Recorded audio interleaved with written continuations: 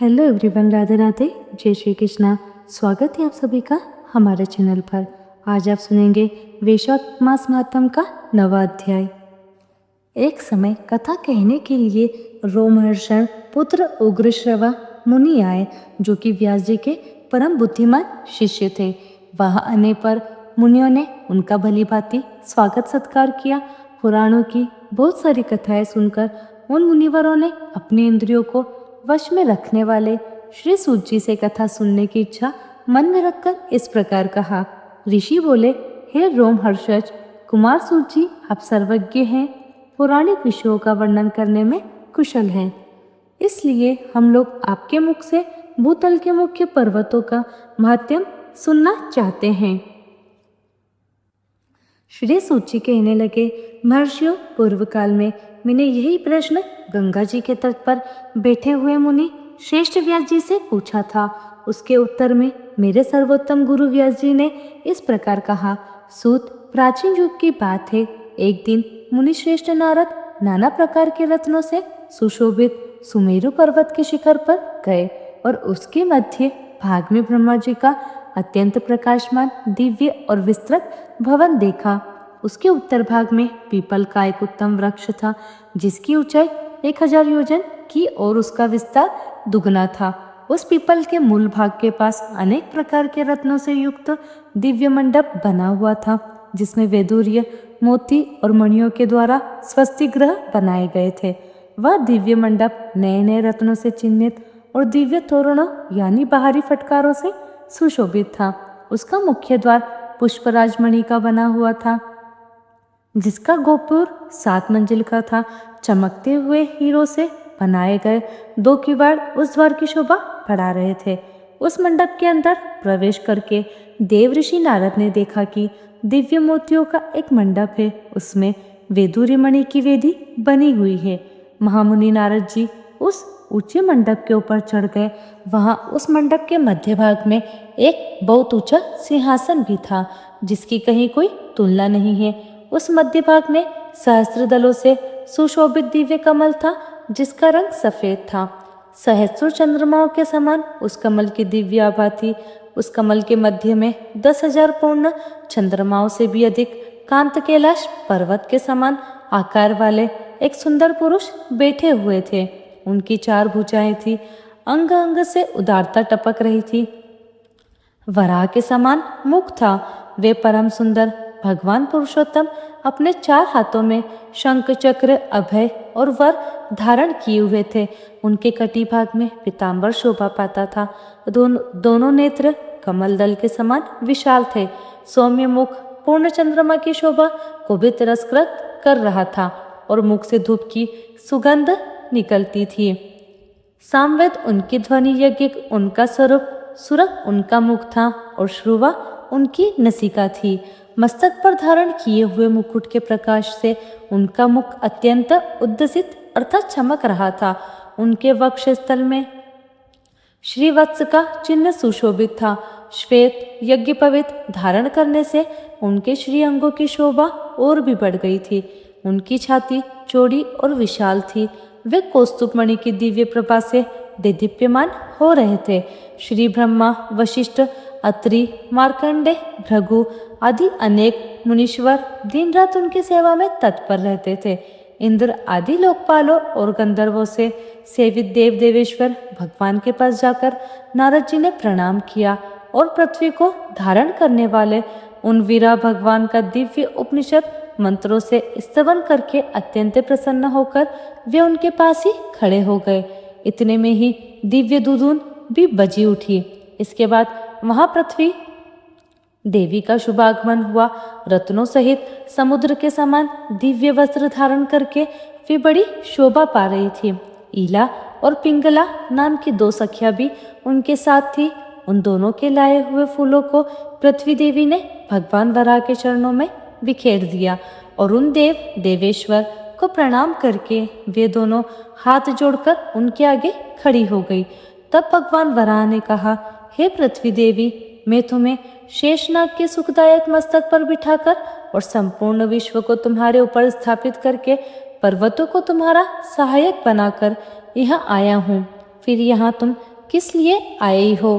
पृथ्वी देवी बोली, भगवान, आपने पाताल से मेरा उद्धार करके ऊंचे रत्न सिंहासन की तरह शेषनाग के रत्न युक्त मस्तक पर जो सहस्त्र फलों से सुशोभित है मुझे बिठाया है। इस प्रकार मुझे भली भांति स्थिर करके मुझे धारण करने में समर्थ पुण्यमय पर्वतों को भी मेरे ऊपर स्थापित किया है, जो आपके ही स्वरूप में है। महाबाहु पुरुषोत्तम, उन पर्वतों में से जो मेरे आधारभूत मुख्य मुख्य पर्वत हैं, आप कृपया मुझे उनका परिचय दीजिए। तब श्री भगवान वराह कहने लगे, सुमेरु, हिमवान, विंध्याचल, मंद्राचल, गंधमादन, शालग्राम, चित्रकूट, माल्यवान, परियात्रक, महेंद्र, मलय, सहा, सिंहाचल, रेवत तथा मेरुपत्र अंजन, जो बड़ा भारी स्वर्णमय पर्वत है, वसुंधरे, ये सभी श्रेष्ठ पर्वत तुम्हारे आधार हैं। मैंने देव समूह और ऋषि समूह के साथ इन पर्वतों का सेवन किया है। माधवी, इनमें जो भी श्रेष्ठ पर्वत है उनका यथार्थ वर्णन करता हूँ। सुनो देवी, शालिग्राम, सिंहाचल तथा गिरिराज गंधमादन, ये उत्तम शैल हिमालय की ओर उत्तर दिशा में स्थित है। वसुदे, अब मैं दक्षिण दिशा के प्रधान पर्वतों का नाम बताता हूँ।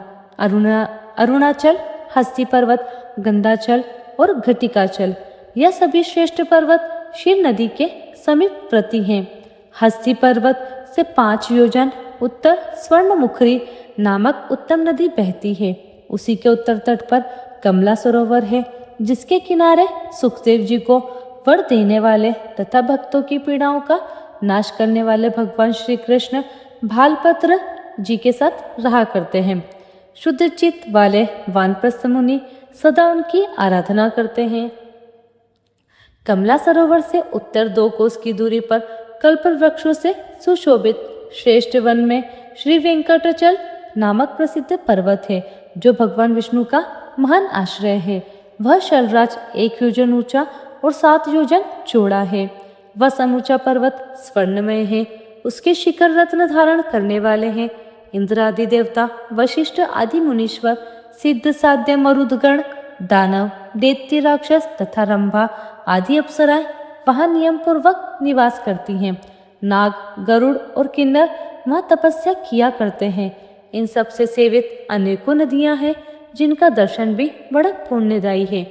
हे पृथ्वी देवी, उस पर्वत पर अनेक प्रकार के दिव्य सरोवर शोभा पा रहे हैं। माधवी, अब मैं तुम्हें नारायण गिरी का महत्व बतलाता हूँ। ध्यान देकर सुनो। देवता, ऋषि तथा सनकादिक योगी सतयुग में अंजन गिरी को, त्रेता में नारायण गिरी को, द्वापर में सिंहाचल को और कलयुग में श्री वेंकटाचल को परमात्मा भगवान विष्णु का निवास स्थान कहते हैं। अन्य विद्वानों का भी यही मानना है। जो सहस्र योजन दूर से या फिर दीपांतर में पहुंचकर भी गिरिराज वेंकटाचल को प्रणाम करता है, उसे प्रणाम करने के उद्देश्य से उसकी दिशा की ओर भक्ति भाव से मस्तक झुकाता है, वह सभी पापों से मुक्त होकर अंत में विष्णु लोक को जाता है। उस पर्वत पर जो 6 प्रधान तीर्थ हैं, उसका समय अनुसार महात्म्य बताऊंगा। वर्तमान में वेंकटाचल या फिर वेंकट रमणाचलम, जिसे शेषाचल भी कहते हैं, तिरुमला पहाड़ी की 7वीं चोटी का नाम है, जो कि आंध्र प्रदेश में स्थित है। वरा भगवान कहते हैं। माघ मास में जब भगवान सूर्य कुंभ राशि पर स्थित हो, तब मघा नक्षत्र युक्त महातिथि पूर्णिमा को गिरिराज वेंकटाचल पर जो कुमारी का नाम वाली पुष्प करनी है, वह समस्त लोगों को पवित्र करने वाली हो जाती है, जिसके तट पर कृतिका और अग्नि से उत्पन्न पार्वती नंदन स्कंदन देवसेना के साथ भगवान विष्णु का पूजन करते हुए निवास करते हैं। उस तीर्थ में जो भी मध्याह्न काल में स्नान करते हैं, उसके पुण्य फल को भी सुनो। हे वसुदेव, गंगा आदि सभी तीर्थों में जो 12 वर्षों तक नियम पूर्वक स्नान करता है, उसे जिस फल की प्राप्ति होती है, वही फल कुमारधारा तीर्थ में स्नान करने वालों को भी मिल जाता है। जो उस तीर्थ में यथाशक्ति दक्षिणा के साथ अन्नदान करता है, उसे भी उतना ही फल मिलता है जितना स्नान के लिए बताया गया है। वसुंधरे, जब मीन राशि के सूर्य हों तब उत्तरा फाल्गुनी नक्षत्र से युक्त पूर्णिमा तिथि को चौथे पहर में पर्वत की गुफा के अंदर तुम्ब तीर्थ में जो मनुष्य स्नान करता है वह पुनः गर्भ में नहीं आता। जब सूर्य देव मेष राशि पर स्थित हो तब उत्तरा नक्षत्र से युक्त पूर्णिमा तिथि को पूर्णिमाई प्रभात के समय आकाश गंगा के जल में स्नान करने वाले पुरुष मोक्ष प्राप्त कर लेता है। सूर्यदेव जब वृषभ राशि में विराजमान हो तब वैशाख मास में शुक्ल या कृष्ण पक्ष की द्वादशी तिथि को रविवार या मंगलवार का योग होने पर अथवा शुक्ल या कृष्ण पक्ष में रविवार के दिन पुष्य या हस्त नक्षत्र के योग होने पर जो मनुष्य संगम काल में पांडव तीर्थ के अंदर स्नान करता है वह इस लोक में कभी भी दुखी नहीं पाता और परलोक में सुख भोगता है।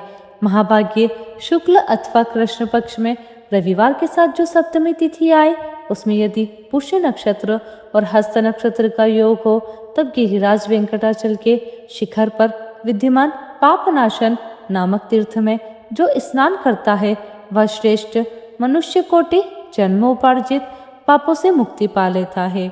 भूदेवी अब तुम एक रहस्य की बात भी सुनो।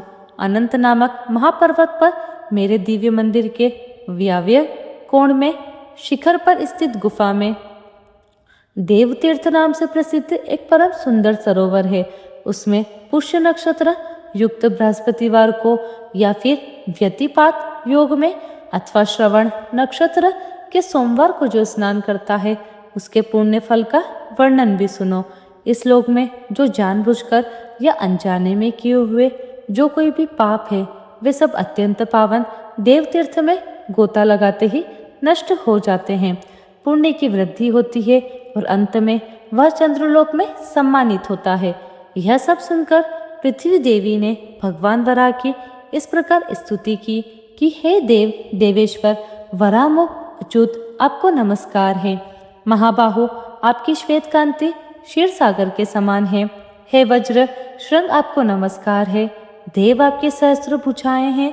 आपने कल्प के आदि में एकणव के जल से मेरा उद्धार किया है, तभी मैं संपूर्ण जगत को धारण करती हूँ। प्रभु आप अनेक दिव्य आभूषणों से विभूषित और यज्ञ सूत्र से सुशोभित हैं। लाल लाल वस्त्र धारण करते हैं और दिव्य रत्नों से अलंकृत होते हैं। आपके चरणारविंद प्रातःकाल उदय होने वाले सूर्य नारायण के समान अरुणकांत वाले हैं। आपको बारंबार नमस्कार है। आपके दाढ़ों का अग्रभाग बाल चंद्रमा के समान शोभा पाता है। आपका बल और पराक्रम महान है। आपके श्रीअंगों में दिव्य चंदन का आलेप लगा हुआ है और कानों में तपाए हुए सोने के कुंडल झिलमिला रहे हैं। आप इंद्र नीलमणि से प्रकाशमान स्वर्ण में अंगद अर्थात बाजूबंद से विभूषित हैं। हे महाबल आपने अपने दाढ़ों के अग्रभाग से हिरणाक्ष नामक दैत्य का वक्षस्थल चीर डाला है।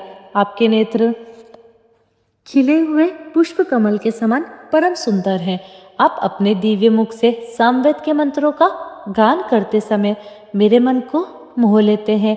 हे विशाल लोचन ब्रह्मा जी और भगवान शिव आपके चरणों की वंदना करते हैं। आपका श्री विग्रह सर्व विद्या में है। आप शब्दों के पहुंच से परे हैं। आपको बारंबार नमस्कार है। हे आनंद विग्रह, हे अनंत काल, काल आपको नमस्कार है। इस प्रकार स्तुति करके पृथ्वी देवी ने भगवान के चरणों में प्रणाम किया। यह देखकर भगवान वराहदेव के नेत्र हर्ष से खेल उठे। उन्होंने पृथ्वी देवी को साथ लेकर गरुड़ पर आरूढ़ होकर वहां से वृषभाचल अर्थात वैकुंठगिरी को प्रस्थान किया। नारद आदि मुनीश्वरों से प्रशंसित और सेवित होकर पृथ्वीपति भगवान वराह स्वामी पुष्करणी के लोग पूजित पश्चिम तट पर निवास करते हैं। वहाँ अनेकानेक मुनीश्वर महाभाग वैशाखनस और ब्रह्मा जी के तुल्य महात्मा पुरुष वराहमुख भगवान विष्णु की आराधना में संलग्न रहते हैं। हे सूत जी, जो मनुष्य हम दोनों के इस धर्ममय पावन संवाद को सुनता है अथवा देवता और ब्राह्मणों के आगे पढ़ता है वह प्रतिष्ठा को प्राप्त होता है। यह जितने लोग सुनते हैं उन सभी को मनोवांछित वस्तु की प्राप्ति होती है। श्री सूत जी कहते हैं, मुनीश्वर भगवान व्यास ने यह माध्यम मुझसे कहा है और मैंने जैसा सुना है वैसा ही आप लोगों के सामने वर्णन कर दिया। भक्तजनों, इसके आगे का वृत्तांत आप सभी कल के अध्याय में सुनिएगा। आपको कथा का वीडियो कैसा लगा कमेंट बॉक्स में ज़रूर बताइएगा। हमारे चैनल को सब्सक्राइब करना ना भूलें। मिलते हैं आप सभी से अगली वीडियो में। तब तक के लिए आप सभी को राधे राधे। जय श्री कृष्ण।